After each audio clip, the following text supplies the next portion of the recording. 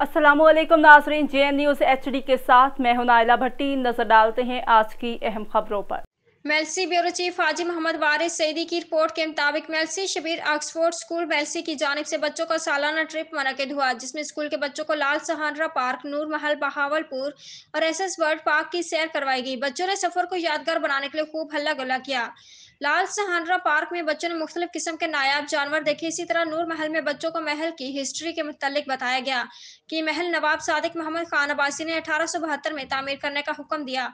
ये महल उन्होंने अपनी बेगम के लिए बनवाया था, जो 3 साल के अरसे में मुकम्मल हुआ।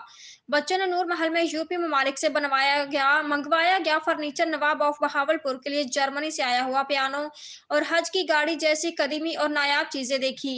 इस मौके पर प्रिंसिपल वसीम शबीर ने गुफ्तगू करते हुए कहा कि सैर और तफरीह से इंसान की जिस्मानी और जहनी सेहत समेत तख्लीकी सलाहियतों में भी इजाफा होता है। इसलिए नसाबी सरगर्मियों के साथ साथ बच्चों के लिए गैर नसाबी सरगर्मियां भी इंतहाई जरूरी हैं।